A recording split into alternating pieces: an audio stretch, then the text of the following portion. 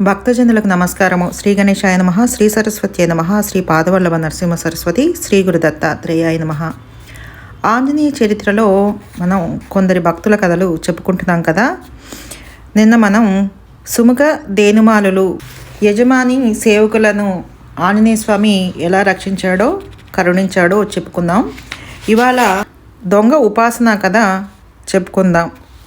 యవనాశ్వ కథ. దేవతోపాసన చేసే వాళ్ళకి ఒకప్పుడు కొన్ని ప్రలోభాలు కలిగి అపరాధాలు జరిగిపోతూ ఉంటాయి. పశ్చాత్తాపం కలిగి ప్రార్థిస్తే అటువంటి దేవతా అపరాధాలను కూడా పోగొట్టి భక్తులను రక్షించే స్వభావం ఆంజనేయ స్వామికి ఉంది. ఒక చిన్న ఉదాహరణ చూద్దాం. పూర్వం కాంబోజ నగరంలో యవనాసురుడనే పండిత బ్రాహ్మణుడు ఉండేవాడు. సామాన్యంగా పట్టణాలలో ఉండే పండితులు సంపాదన యావలో ఉంటారు. అలాగే ఈ యవనాసురుడు కూడా సంపాదన మోజులో పడి దానికోసమై జడలు పెంచుకొని బహిరంగంగా శివపూజలు చేస్తూ ఉండేవాడు. ఆ సంపాదన చాలేదని అక్కడి నుంచి దగ్గరలో ఉన్న మరో శక్తి క్షేత్రానికి వచ్చి అక్కడ నిత్యోపాసన దీక్షలో ఉన్నట్టుగా నటిస్తూ చాటుగా తింటూ శక్తి పూజలు చేస్తూ ప్రజల దగ్గర డబ్బు గుంజసాగాడు. ప్రజలు తండోపతండాలుగా వచ్చి పూలు పళ్ళు పంచగవ్యాలు ఇచ్చిపోతూ ఉండేవారు. వాటితో పూజలు చేసి చాటుగా తిన్నంత తిని మిగిలినవి ఎవరికి ప్రసాదం పెట్టకుండా పాడునూతిలో పారేసేవాడు. ఇలా 6 నెలలు గడిచేసరికి ఆ బ్రాహ్మణుడికి మూర్ఛ వ్యాధి పట్టుకుంది. ఏళ్ళు గడుస్తున్నాయి. నటన సాగుతూనే ఉంది. వ్యాధి ముదిరి మరీ ప్రమాద స్థితికి వచ్చింది. ఇలా ఉండగా ఆ బ్రాహ్మడి అదృష్టం పండి ఒక రోజున విశ్వామిత్రుడు అక్కడికి వచ్చాడు. ఆ బ్రాహ్మడు ఆయన కాళ్ళు పట్టుకొని తన నటనంతా వివరించి దేవీ ప్రసాదం పట్ల తను చేస్తున్న అపరాధాన్ని కూడా వివరించి ఎలాగైనా తన రోగం తగ్గే ఉపాయం చెప్పమని అడిగాడు. అయ్యా, ఈ మాటకు తమరు నన్ను గట్టెక్కిస్తే ఇక జన్మలో ఇలాంటి మోసాలు చెయ్యను అని కాళ్ళ వెళ్ళ పడ్డాడు. విశ్వామిత్రుడు కోపిష్టివాడే, కానీ బహు జాలి మనిషి. ఆయన యవనాసుడికి చెప్పవలసిన బుద్ధులన్నీ చెప్పి ఆంజనేయ సుందరి ప్రథమ మంత్రం అనే మంత్రాన్ని ఉపదేశించాడు. ఆంజనేయ మతి పాటలాననాం కంచనాద్రి కమనీయ విగ్రహం పారిజాత తరుమూల వాసినాం భవయామి పవమాన వందనం అని ధ్యానం చేయమన్నాడు. ఈ శ్లోకం చాలా గొప్పది. అనేక ఆంజనేయ మంత్రాలకు ఇదే ధ్యాన శ్లోకం. ఆంజనేయ స్వామి నామమంత్రాలలో 27 నామమంత్రాలను ఉపదేశించాడు. హనుమ అంజనా సునోర్వాయుపుత్రో మహాబల కపేంద్ర పింగళాక్షాచ లంకాద్వీప భయంకర. తాత్పర్యం: హనుమంతుడు అంజనానునుడు, వాయుపుత్రుడు, మహాబలుడు, కపీంద్రుడు, పింగళాక్షుడు, లంకాద్వీప భయంకరుడు. ప్రభంజన సుతో వీర సీతాశోక వినాశక అక్షహంత రామసక రామకార్య దురంధర. ప్రభంజన సుతుడు, వీరుడు, సీతాశోక వినాశకుడు, అక్షహంత, రామసకుడు, రామకార్య దురంధరుడు. మహౌషధి గిరేర్వాహి వానర ప్రాణదాయక వారిశతారక చైవ మైనకాగిరి భంజన. తాత్పర్యం: మహౌషధి గిరిహరి సంజీవని పర్వతం తెచ్చినవాడు, వానర ప్రాణదాయకుడు, వారిష తారకుడు అనగా సముద్రం దాటినవాడు, మైనాక గిరిభంజనుడు. నిరంజన జితక్రోధ కదలీవన సంవృత ఊర్ధ్వారేత మహాసత్వ సర్వమంత్ర ప్రవర్తక. తాత్పర్యం: నిరంజనుడు, జితక్రోధుడు, కదలీవన సంవృతుడు, ఊర్ధ్వారేతనుడు అనగా ఇంద్రియాలను జయించినవాడు, మహాసత్వుడు అనగా గొప్ప బలం కలవాడు, సర్వమంత్ర ప్రవర్తకుడు. మహాలింగ ప్రతిష్టాత భాష్యకృజ్యగతాంవర శివధ్యాన పరోనిత్యం శివపూజ పరాయణ. తాత్పర్యం: మహాలింగ ప్రతిష్ఠత, భాష్యకారుడు, జగద్వరుడు, శివధ్యాన పరనిత్య శివపూజ పరాయుడు. సప్త విశంతి సంఖ్యాక నేతాని శ్రీ హనుమత. ఆ బ్రాహ్మణుడు ఈ 27 హనుమంతుడి నామనామాలను తోటుపాటు లేక నియమంతో జపించసాగాడు. ఈ మంత్రాలు జపించేసరికి యవనాసురుడికి మూర్ఛ వ్యాధి తగ్గి మళ్ళీ తన స్వగ్రామమైన కాంబోజ పట్టణానికి చేరి అక్కడ భార్యాపుత్రాదులతో కలిసి ఉండి వంచనా నటన లేకుండా జీవిత శేషం గడిపాడు. ఈ జీవిత శేషకాలంలో అతడు చేసిన హనుమతుపాసన వల్ల అతను చివరికి విష్ణులోకానికి చేరాడు. విషూచి సంహార కథ.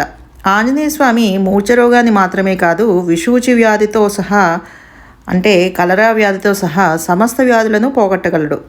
అలాంటి వరం ఆయనకు బ్రహ్మదేవుడే స్వయంగా ఇచ్చాడు. అది ఎలా జరిగిందంటే, హనుమంతుడు సముద్రాన్ని దాటి లంకలోకి ప్రవేశించబోతున్నప్పుడు కోట దగ్గరే లంకిని రాక్షసి అడ్డం పడ్డది. అప్పుడు హనుమంతుడు కొంచెం విసుక్కొని తన ఎడం చేతితో దాన్ని ఒక పోటు పొడిచాడు. ఆ దెబ్బతో దానికి కళ్ళు బయలు కమ్మి స్పృహ తప్పి పడిపోయింది. ఈ కథ ప్రథమ భాగంలో మనం చెప్పుకున్నాం. అక్కడ చెప్పుకొని రహస్యం ఒకటి ఉంది. లంకిణి రాక్షసి కింద పడిపోయే సమయానికి దాని సోదరి అయిన విషూచి రాక్షసి ఆ దగ్గరలోనే ఉంది. అక్క పరిస్థితి చూసేసరికి దానికి ఒళ్ళు తెలియని కోపం వచ్చి ఆంజనేయుడి మీదికి దూకింది. ఒరే కోతి, మా అక్కనే చంపుతావురా? నేను విషూచి రాక్షసిని, బ్రహ్మవరాలు పొందిన దాన్ని. నా చేయి తగిలితే చాలు నీ శరీరం రోగాల పుట్ట అయిపోతుంది, కాచుకో నా దెబ్బ అంటూ అది మీదికి వస్తూ ఉండేసరికి ఈ హనుమంతుడికి చిర్రెక్కి దానికి అందకుండా ఒక గెంతి పిడికిలితో దాని నెత్తి మీద ఒక పోటు పొడిచాడు. ఆ దెబ్బతో అది నాలుక వెళ్ళబెట్టుకుని స్పృహ తప్పి నేల మీద పడిపోయింది. వెంటనే మిరపల్లి అక్కడ బ్రహ్మదేవుడు వాడాడు. ఆయన ఆంజనేయుడిని అభినందిస్తూ ఇలా అన్నాడు. ఆంజనేయ, కొంచెం శాంతించు. ఈ విషూచిని కొన్ని అవసరాల కోసం సృష్టి చేశాను. రాబోయే కలియుగంలో దీనితో చాలా పని ఉంది. కల్పాంత సమయంలో ఇంకా ఎక్కువ పని ఉంది. ఈలోగా ఇది లోకం మీద పడి ప్రజలను పీక్కు తినరాదని దీన్ని నా దగ్గరే అట్టిపెట్టుకొని నేనే కాపలా కాస్తున్నా. కానీ అప్పుడప్పుడు ఇది నన్ను బుజ్జగించో బురుడి కొట్టించో ఇలా బయటికి వస్తూ ఉంటుంది. ఇవాళ అలాగే వచ్చింది. వచ్చినందుకు మంచి శాస్తి అనుభవించింది. కానీ ఆంజనేయ, దీన్ని చంపడం తగదు. ఇది నిన్నేం చేయగలదు? నిన్నే కాదు, నీ పేరు స్మరించే భక్తులను కూడా ఏమీ చెయ్యలేదు.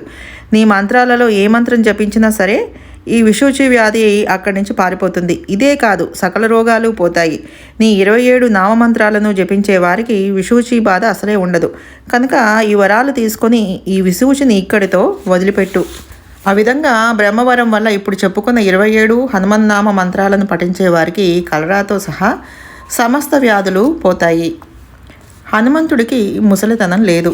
హనుమంతుడికి బ్రహ్మవరం వల్ల రోగ సంహారక శక్తి లభిస్తే శ్రీరామవరం వల్ల ముసలితనమే లేకుండా సిద్ధి లభించింది.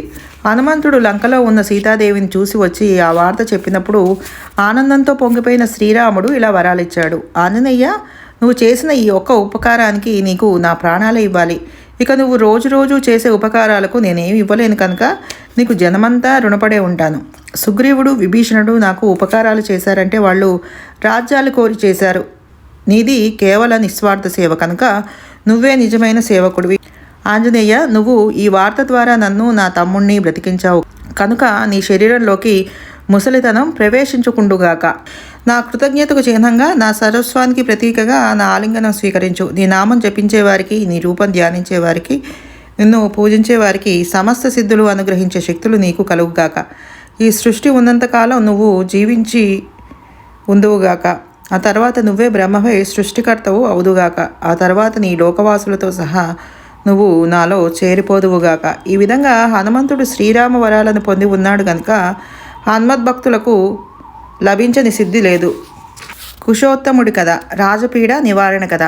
మానవులకు రోగపీడను మించింది రాజపీడ. ఈ రోజుల్లో రాజపీడ అంటే ప్రభుత్వాధికారుల వల్ల కలిగే పీడ అనుకోవచ్చు. ఆంజనేయ స్వామి భక్తులకు ఇటువంటి రాజపీడలు కూడా తొలగిపోతాయని చెప్పడానికి కుశోత్తముడనే పేద బ్రాహ్మణుడి కథ ఉపకరిస్తుంది. పూర్వం కృతయుగంలో షట్చక్రవర్తులలో మొదటివాడైన సుప్రసిద్ధ మాంధాత తర్వాత అదే పేరుతో మరో మహారాజు ఉండేవాడు. ఆయన కూడా ధర్మాత్ముడనే పేరు తెచ్చుకున్నాడు. ఆయన కాలంలోనే ఆ రాజధానిలోనే కుశోత్తముడనే పేద బ్రాహ్మణుడు ఉండేవాడు. ఆయనకు తినడానికే సరిపోయేది కాదు. మనిషి ఎముకల గూడల్లే ఉండేవాడు. కానీ అదేది పట్టించుకోకుండా ఆయన నిరంతరం ఆంజనేయోపాసన చేస్తూ ఉండేవాడు. ఎందుకు చేస్తున్నాడో తనకే తెలియకుండా చేస్తూ ఉండేవాడు. ఆయన చాలా వృద్ధుడైనాక ఒక రోజున ఆయనకు ఆంజనేయ స్వామి సాక్షాత్కరించాడు. ఎలా? మామూలుగా కాదు, రాజులను మించిన రారాజుగా సాక్షాత్కరించాడు. పక్కన సువర్చలాదేవి ఉంది. నెత్తిన కిరీటం, భుజాలకు భుజకీర్తులు, మెడ నిండా రత్నాల హారాలు, కాళ్ళకి రత్నపాదుకలు, చుట్టూతా వేల కొలది యువతీ పరవారం. ఇది స్వామి సాక్షాత్కరించిన తీరు. చుట్టూతా ఎవరుంటే మనకెందుకు, మెడలో ఏం వేసుకుంటే మనకెందుకు, వచ్చినవాడు స్వామి. కుశోత్తముడికి మరో మాట తోచడం లేదు, మరో వస్తువు కనిపించటం లేదు. గంటల తరబడి వేద పన్నాలన్నీ చెప్పి స్తోత్రాలు చేశాడు. చివరికి ఓపిక తగ్గి ఆ వృద్ధ విప్రుడు ఇలా స్తుతించాడు. వాయుపుత్రం ధీమహి రామదూతం ధీమహి మారుతీర్ణ స్వాదు బుద్ధిం ప్రచోదయాత్ వజ్రదంతో జ్ఞానసిద్ధిం ప్రచోదయాత్ వాలగాత్ర ప్రణవమంత్రం ప్రచోదయాత్ పింగనేత్ర కామనాశం ప్రచోదయాత్ అక్షమారిన్ మోక్షకారిన్ నమోస్తుతే శైలదారిన్ దుఃఖహారిన్ నమోస్తుతే మధురనాద విమలపాద నమోస్తుతే క్షపితబంధ సచిదానంద నమోస్తుతే. తాత్పర్యం. పల్లవి. ధీమహి ధ్యానింతుముగాక, మారుతి మాకు సాధుబుద్ధిని ప్రేరేపించుగాక, వజ్రదంతుడు జ్ఞానసిద్ధిని ప్రేరేపించుగాక, వాలగాత్రుడు ప్రణవ మంత్రాన్ని ప్రేరేపించుగాక, పింగనేత్రుడు అనగా ఎర్రని కన్నులు గలవాడు కామనాశనాన్ని ప్రేరేపించుగాక, అక్షమారిన్ అక్షుని అంటే ఇంద్రియాలను సంహరించినవాడా, క్షపితబంధ బంధనాలు పోగొట్టేవాడా. స్తుతించి రొప్పుతున్న ఆ ముసలి బ్రాహ్మణుణ్ణి చూసి స్వామి నోటి నిండుగా నవ్వి, ఏం కావాలో కోరుకోవయ్యా అన్నాడు. కుశోత్తముడు తడుముకోకుండా, నాకేం కావాలి దేవా, నువ్వు కనిపించావు అంతే చాలు అనేశాడు. ఆంజనేయ స్వామి ఆ ఎముకల గూడును ప్రేమగా నిమిరి, నేను వచ్చిన దానికి గుర్తుగా ఇది నీ మెడలో ఉండనీవయ్యా అంటూ తన మెడలో ఉన్న పెద్ద రత్నహారం ఒకటి తీసి భక్తుడి మెడలో వేసి స్వామి అంతర్ధానం అయిపోయాడు. రోజు చిరిగిన కొల్లాయి గుడ్డ కట్టుకుని భుజాల మీద ఉత్తరయం కూడా లేకుండా తిరిగే ఆ బ్రాహ్మణుడు ఆ మర్నాటి నుంచి అవే దుస్తులతో మెడలో మాత్రం మెరిసిపోయే రత్నహారంతో తిరగడం మొదలుపెట్టాడు. ప్రతి వాళ్ళకి కళ్ళు జిగేలుమంటున్నాయి. ప్రతి వాళ్ళు ఇది ఎక్కడిదని అడుగుతున్నారు. ప్రతి వాళ్ళకి ఇది ఆంజనేయ స్వామి ఇచ్చాడని ఆయన చెప్తున్నాడు. ఊళ్ళో ఇదొక వింత వార్త అయిపోయింది. చివరికి అది రాజుగారికి చేరింది. అది కృతయుగం. మనుషులు అబద్ధాలు చెప్పే రోజులు కావవి. అందులోనూ కుశోత్తముడు అబద్ధం చెబుతాడనే అనుమానం ఆ ఊళ్ళో ఎవరికీ లేదు. ఆంజనేయ స్వామి ఇచ్చిన హారం అనేసరికి రాజుగారికి కూడా ఒకసారి చూడాలనిపించింది. బ్రాహ్మణుడికి కబురు వచ్చింది. ఆయన రాజుగారి ఆస్థానానికి వెళ్ళి తన రత్నహారం సంతోషంగా చూపించి ఆంజనేయ స్వామి దర్శనమిచ్చిన విశేషాలన్నీ చెప్పాడు. ఎంత కృతయుగమైన మనుషుల బుర్రల్లో పురుగులు దూరే అవకాశం ఎప్పుడూ ఉంటుంది. ఎప్పటికప్పుడు ఎవడికి వాడు తనను తానే జాగ్రత్త చేసుకోవాలి. ఆ ఉడుపు తప్పితే పురుగు పుట్టక మానదు, పుర్ర తొలచక మానదు. ఇప్పుడు ఈ మాందాంత చక్రవర్తి గారికి అలాంటి పురిగే పుట్టింది. ఆయన ఉన్నట్టుండి, బ్రాహ్మణోత్తమ, నీకు ఈ హారం తిండి పెడుతుందా, నీళ్ళు ఇస్తుందా, నువ్వు ఏం చేసుకుంటావయ్యా దీంతో అన్నాడు. కుశోత్తముడు కొంచెం ఆలోచించి, నిజమే మహారాజా, తిండి పెట్టదు, నీళ్లు ఇవ్వదు. కానీ స్వామి దీని ద్వారా నాకు ఏమి ఇవ్వదలుచుకున్నాడో ఎవరికి తెలుసు అన్నాడు. నాకు తెలుసునయ్యా, ఈ రత్నహారం మాబోటి మహారాజుల మెడలో ఉంటే మంచి దర్జాగా ఉంటుంది. అది మాకిచ్చేయి. నీకు రాసుల కొలదిగా రత్నాలు, కాసులు, గోవులు ఇస్తాను. నీ దరిద్రం తీరిపోతుంది. అందుకోసమే స్వామి దీన్ని నీకిచ్చాడు అన్నాడు రాజు. బ్రాహ్మణుడు రాజువంక చీదరింపుగా చూశాడు. రాజా, అడుక్కు తినేవాడి దగ్గర గీక్కు తినేవాడని సామెత. నీలాంటి చక్రవర్తి నాలాంటి దరిద్రుడి ద్రవ్యాన్ని, అందులోనూ బ్రాహ్మణ ద్రవ్యాన్ని ఆశిస్తున్నాడా? నువ్వు ఆశించినా ఇచ్చే హక్కు నాకు లేదు. స్వామి దీన్ని నా దగ్గర ఉంచమన్నాడు. ఉంచేంతవరకే నా హక్కు అన్నాడు బ్రాహ్మణుడు. రాజుకు నిండు సభలో తల తీసేసినట్లయింది. ఆయన కొంచెం ఆగ్రహంగా చూసి, ఈ బ్రాహ్మణులకు బుర్ర ఉండదు, వాళ్ళ మంచి కోసం చెప్తున్నా వాళ్ళు గ్రహించలేరు.